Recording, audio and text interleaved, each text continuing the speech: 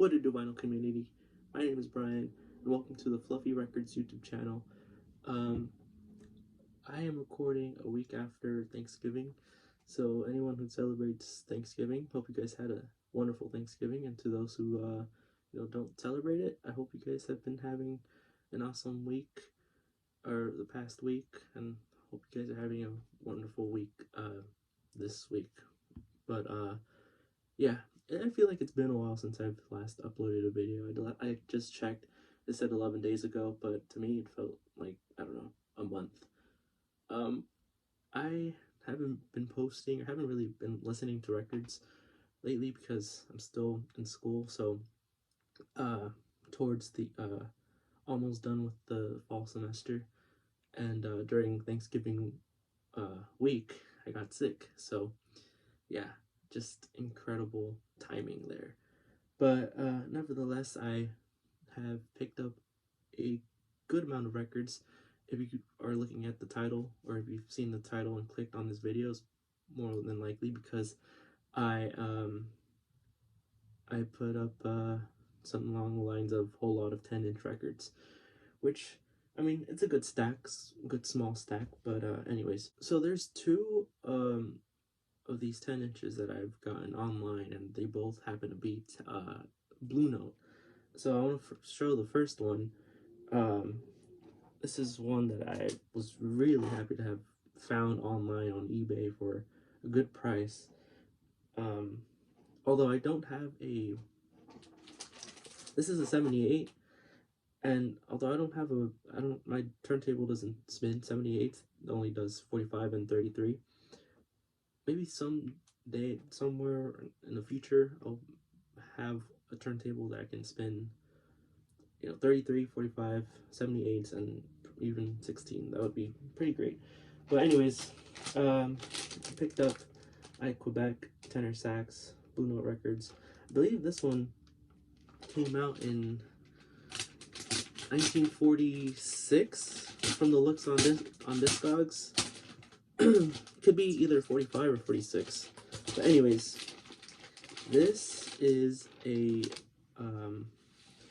this has 3 records, and yeah, Quebec, just an astounding tenor saxophonist who was around, during this time, and then took I don't know, like a long break, came back in like the, I think, 60s for again for Blue Note to record some albums. But anyways, Quebec tenor sax. So these are 3 10-inches. The first one, this is what it looks like. All 78s, and yeah, I mean, you guys can pause the video and look at the lineup, but I'm probably gonna just tell you guys who is playing on here, on these at least. So let's see. This one I really like.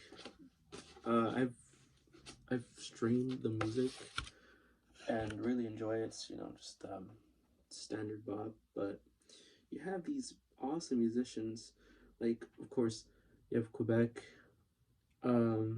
plays tenor sax, Buck Clayton, who does trumpet, if you guys know who Buck Clayton is. Keg Johnson, I think Keg Johnson plays trombone. Tiny Grimes on guitar. Jonah Jones on trumpet. I think that's a trumpet. But there are a few Jonah Jones records that I've been wanting to start collecting. He did a few on Capitol. But anyways, Ram Ramirez on piano, and Tyreek Glenn on trombone, I believe. Yeah, that's the trombone. But yeah, it's really unique. I mean, this right here, found it on eBay a while ago, and just knew I had to get it. Even if I don't spend this, is just like something I've it's something great to have in if you're like wanting to get into like the early Blue Note, like really early 78s Blue Note stuff. But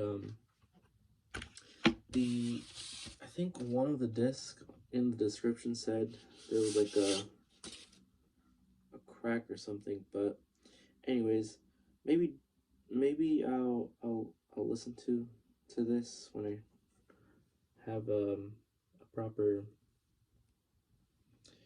what's it called, a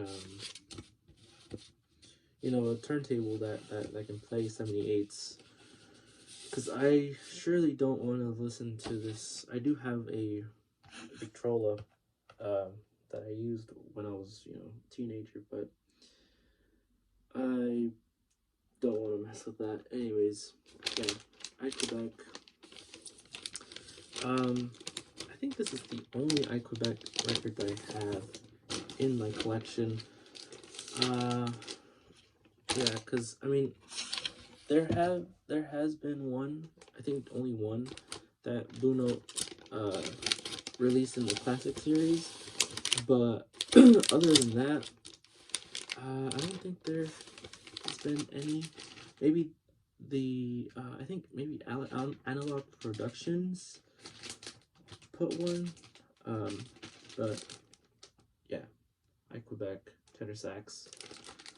Super happy to have that.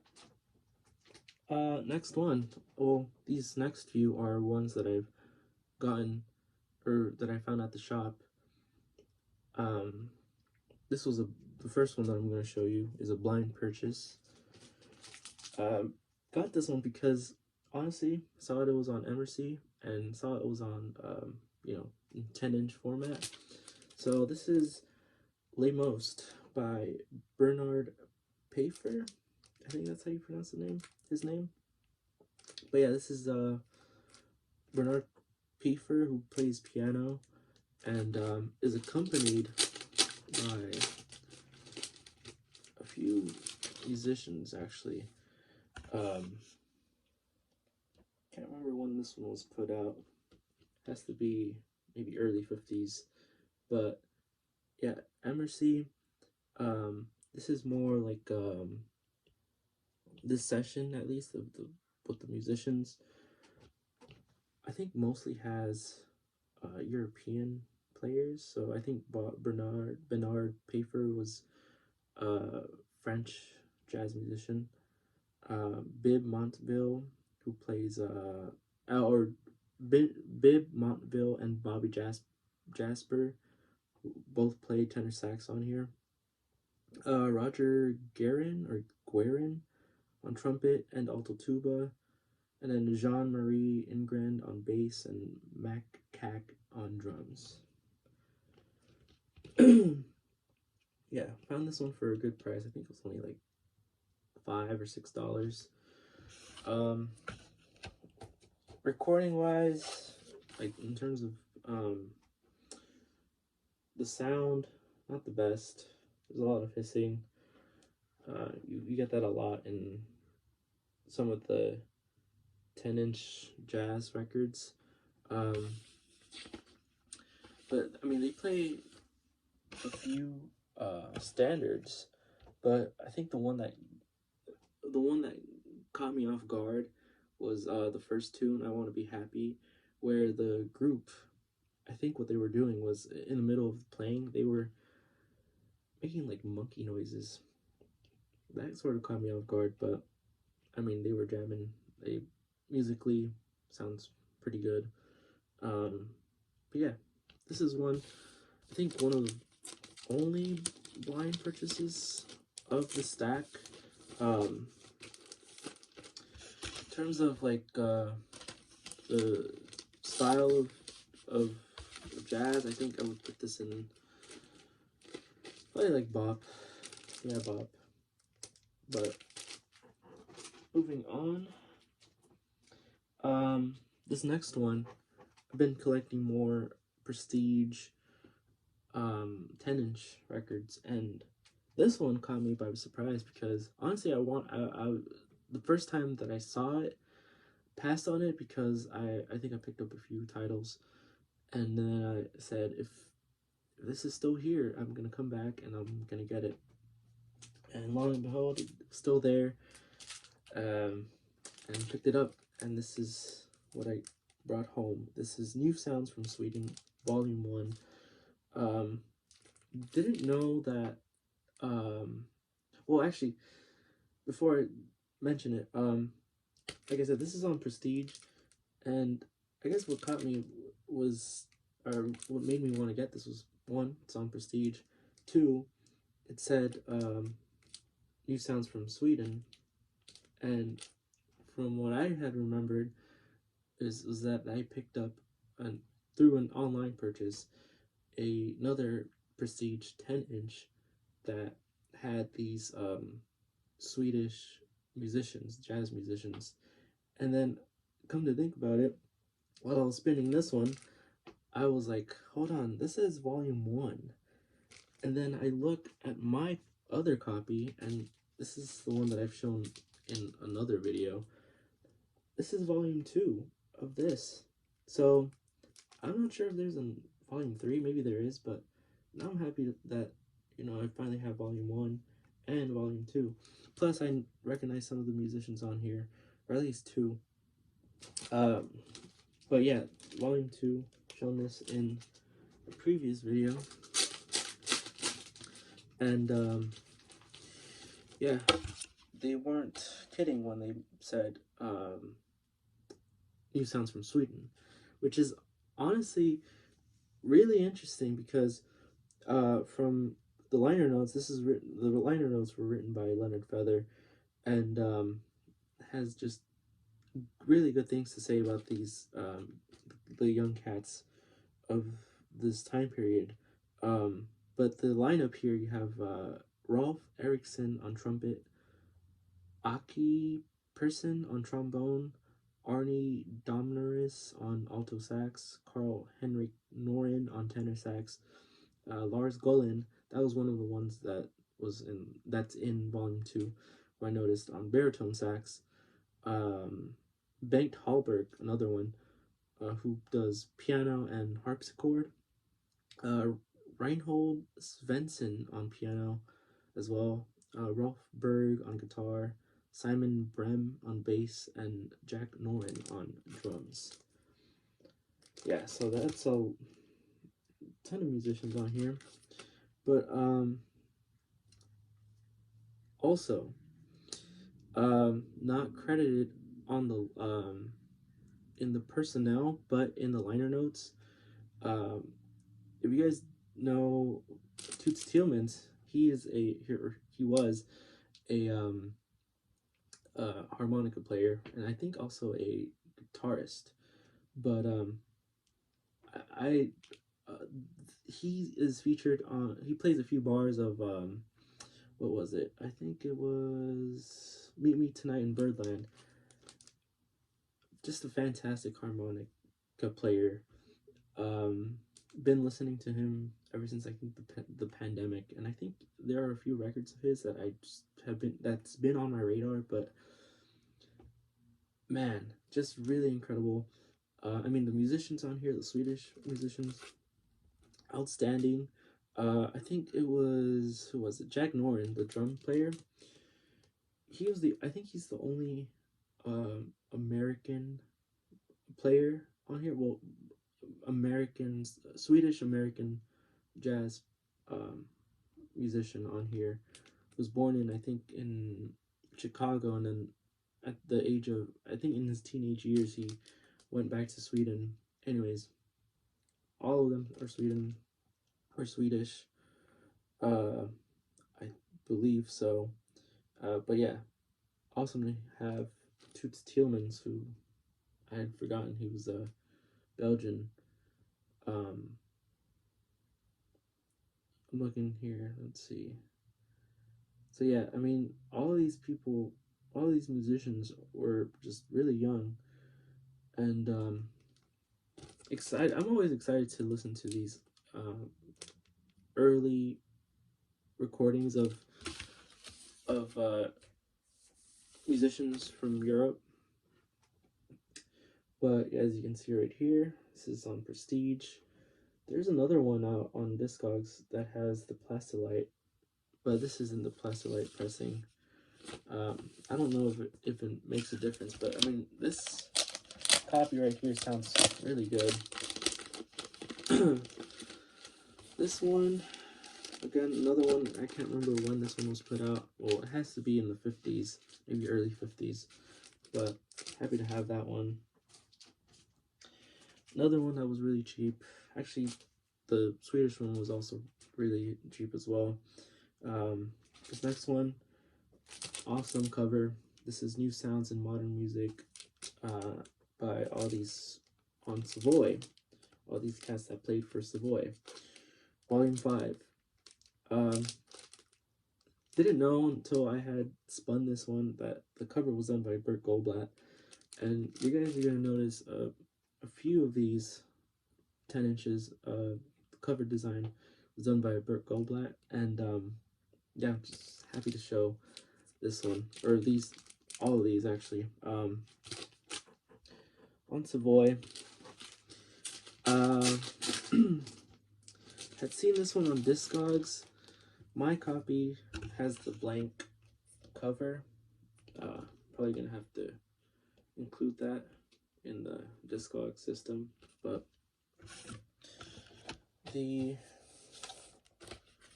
this one I think was put out in 51 or 52, maybe 53.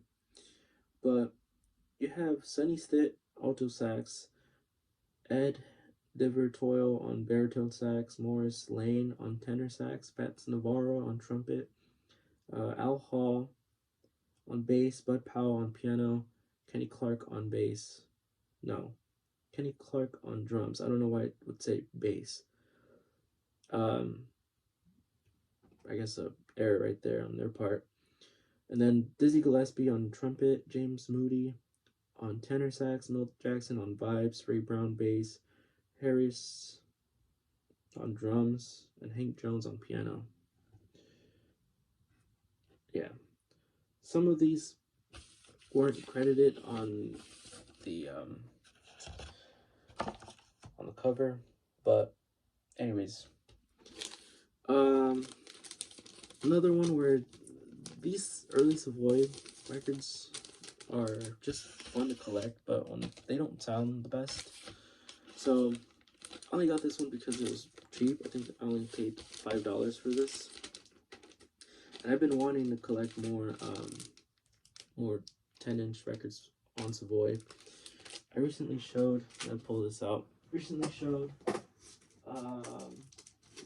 this one, New Sounds in Modern Music, Leo Parker, in another video on Savoy as well. I know there's a Dexter Gordon one and a Fats Navarro one, but I think out of those, actually I think they're all like kind of hard to find, but, or at least in good condition, but this one plays well. Anyways, gonna put this back. So like I mentioned, Bert Goldblatt, just love his art design and his photography. So these are actually all Bethlehem, or at least these next 4 are. And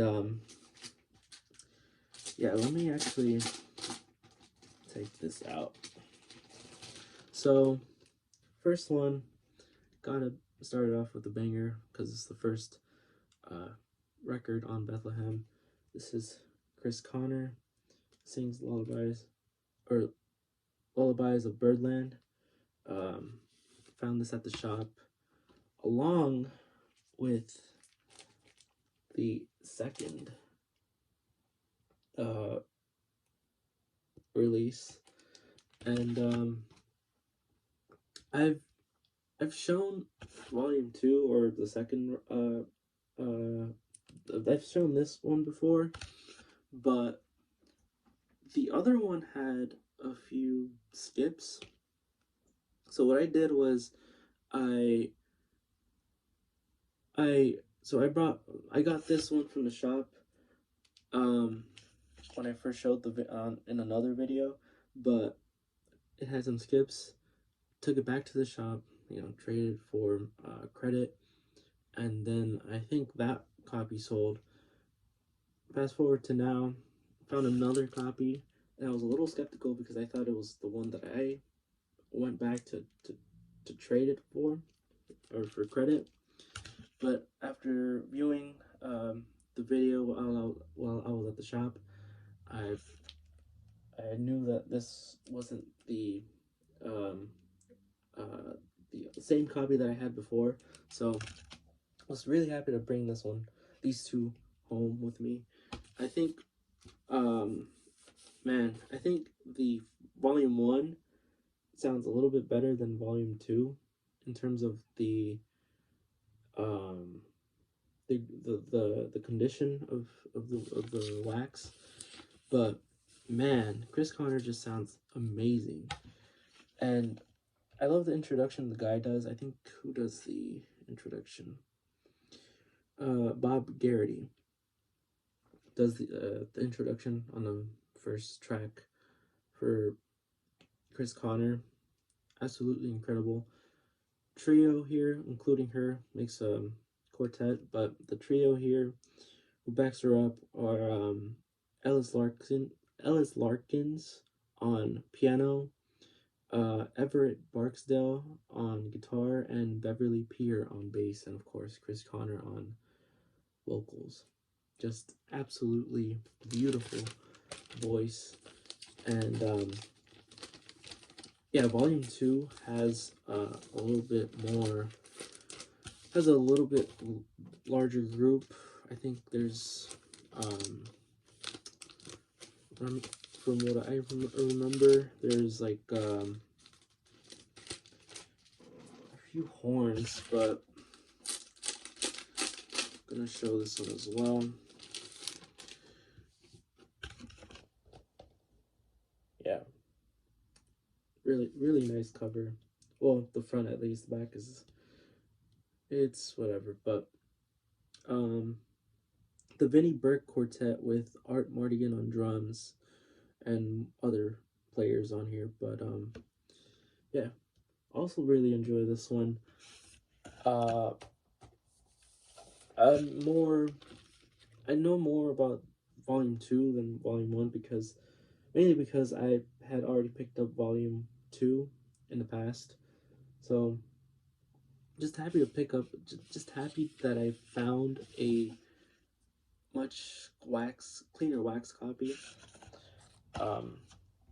And for these two, I got these, I think, combined, I think I got them for like $12. So, the next one, actually the last Bethlehem pickup from the shop, but I have another one that I picked up somewhere else. But the last one that I picked up at the shop, I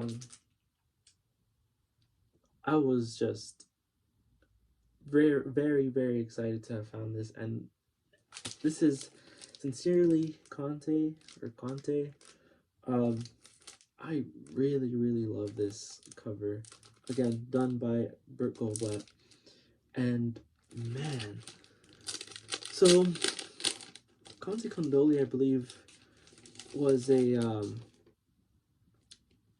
I think he was based off the West Coast, but Bethlehem, I think, is an East Coast label. But anyways, so this is more like a West meets East, and man, I remember when I listened to this at the shop because they have a listening station. I was just mind blown with how this sounds. First tune on here, Fine and Dandy, incredible, fast paced, just very excellent. The musicians on here, stellar. You have Conte Condoli on trumpet, Stan Levy on drums, Max Bennett on bass, and Claude Williamson on piano. Didn't know this one was kind of hard to find online. I did have to pay up a little bit for this one. Not too much, but yeah, I mean, I don't know who's been giving away the Bethlehem stuff, but I've been finding some pretty good Bethlehem titles, ones that I've been on the lookout for. And I could have sworn this one was put out in 10 inch, or not 10 inch, in 12 inch, but I think this was only put out in 10 inch format. Anyways, beautiful, beautiful cover, beautiful condition. Um, there is one more Bethlehem title that I'm going to show, or have to show, and that is one that I didn't pick up at the shop. Found the next one at none other than Angel City Books and Records. I think this was like a few days after picking up the 10 inches. But next one, I've been looking for this one. Just kind of a, I wouldn't say strange, but it's a unique one. Um, this is Dick Wetmore on Bethlehem. Another cover done by Burt Goldblatt. Incredible violinist. Dick Wetmore. I think he also played trumpet and I think cornet and maybe a few other string um, instruments, but I don't think I don't think he ever did another. Maybe he did one more lead session, but I think he was mostly like a sideman. So this one is like another one where it's sort of hard to, sort of rare for this to come by. I mean, I think there's some on the secondary market, but when I saw this one at the Angel City Books and Records, I was like, holy smokes! Picked it up, snagged it, knew how to bring it home. Another 10 inch with a unique, um, well, I'm saying unique because violin led jazz session at during this time period. I mean, incredible. Anyways, Dick Wetmore on violin, Ray Santisi on piano, Bill Nordstrom on bass, Jimmy Zitano on drums, Bob Zeef, who did the compositions and arrangements. So all these tunes were written by Bob Zeef or Zaef. Not sure how to pronounce his name. I I I really dig the tunes on here. I mean, I don't know if this would be for everyone. I'm not sure how people feel about violin and jazz, at least, but it is dynamite in my opinion. It is. I've been trying to look for more like violin led sessions, or at least violin in a small uh, group or combo. So the fact that I found this towards the end of the year, just super stoked, and it sounds really really good. I've just been impressed with how these Bethlehem 10 inch records sound. Um, and yeah, I mean the the other ones that I have of Bethlehem that aren't 10 inches. Well, actually, I think the only one that I have is the J and Kai. Um, that one sounds good, but I did notice either it was a skip or a repeated skip. So hoping to upgrade that. But all these other ones, just incredible. Dick Wetmore, stream it. His music, or at least this album, is on Spotify. But yeah. So going back to the online purchase, showed the iQuebec, and now this other Blue Note 10 inch, which I think also is a unique one. And this musician, lead musician, also did a record on Bethlehem. I don't know if he did more than one, but he certainly did one. And this is South Salvador Quintet. Got this one on eBay. Shout outs to Doctor of Jazz, who always leaves his prescription. So thank you, Doc, for that. As well as the guitar pick. Love that. Funny enough, got this while I was sick. So but it wasn't until today since I've spun this. And anyways, very just in my opinion, a unique Blue Note session. I mean, the musicians are on here, at least I'd say, is what I think is unique about it, but I don't know, some people might disagree with me.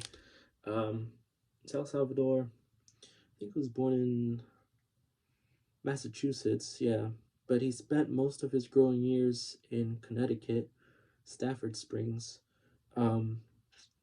Anyways, the lineup here, you have South Salvador on guitar, Frank Sokolov on tenor sax, Johnny Williams on piano, Kenny O'Brien on bass, Jimmy Campbell on drums. Really, still unique session and album. I'm trying to remember if he did another one on Blue Note. Maybe he did. I can't remember. But yeah, this is out in I think 1953. Yeah, 1953.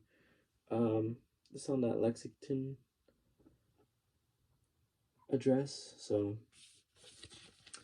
yeah, very, very happy to have this. Sounds killer. And I just looking for those Blue Note 10-inch records. Actually, the shop has plenty of them, but they're sort of pricey, so I'm not sure if I'm ready to pick those up. If you've been watching the channel for a while, you guys know my number one 10-inch for Blue Note is Kenny Dorham's Afro-Cuban record on 10-inch format, but it's really hard to come it's really hard to come by. But anyways, very happy with South Salvador. Got this for a really good price. And speaking of jazz guitar, going back to the shop, this one was pretty hard to come by. Surprisingly, I think while I was listening to this, I was looking to see if there were other copies available. I think last time, or the last one that sold, I think I paid around the same price for it. I'm not sure why it's hard to come by, but saw this at the shop, knew I had to get it. I obviously listened to it before I purchased it. I listened to this in the listening station. Really, really clean copy. This is the Jimmy Weibel or Wibble Quintet. It's on Vantage. This one I think was put out 1953. I think the South Salvador was 54 and this one was 53, I think. Anyways, the Jimmy Weibel or Wibble Quintet. This is another one where I think it's sort of unique. Maybe because it includes clarinet and accordion. Sort of a interesting combo rather. But Jimmy Weibel on guitar, Gene Bolin on clarinet, Carl Corelli on accordion, Stan Pulse on bass, and Boone Steins on drums. Really clean. I think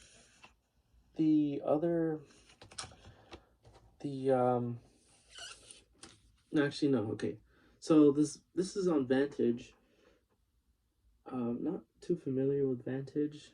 Not sure how long they were around for, but I feel like I've heard of the musician's name here, Jimmy Weibel or Wibble, before, but whenever I search up his name on, like let's say eBay, just I don't see his records popping up. So maybe he only did some stuff, maybe just this record. I'm not sure. It sounds really killer, very interesting at least because clarinet and accordion, but it sounds sonically it sounds really good. I dig this one. Um, I forgot to mention in the Salvador record,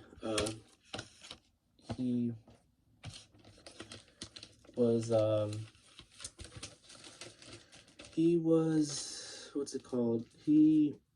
I think his influence, or he was inspired by Charlie Christian, and there is a Charlie Christian record at the shop that I've stumbled upon, but I don't know if I want to pick it up because Charlie Christian recordings are really early, and so if I want to pay up for, actually it doesn't really go for a lot, but I know Charlie Christian because he played in some. I'm not sure if he was in the Benny Goodman uh, group, but he played in some Benny Goodman tunes at least that I know of. Anyways, these last two are to I guess together, like this twofer sort of thing, but pretty hard to find, or I don't know if I would say pretty or very hard, mainly because you can't sell these records online. I forgot the reason why, but um, I said, you know what? I had seen these before, and I was like, I'm gonna maybe one day pick them up if other people that come to the shop don't know about these two records. Um, they were sitting there for I think maybe a couple months. Decided to finally pick them up. Um, might as well show both of them, right? So these two are Billie Holiday records on Jolly Roger, Volume 1 and Volume 3.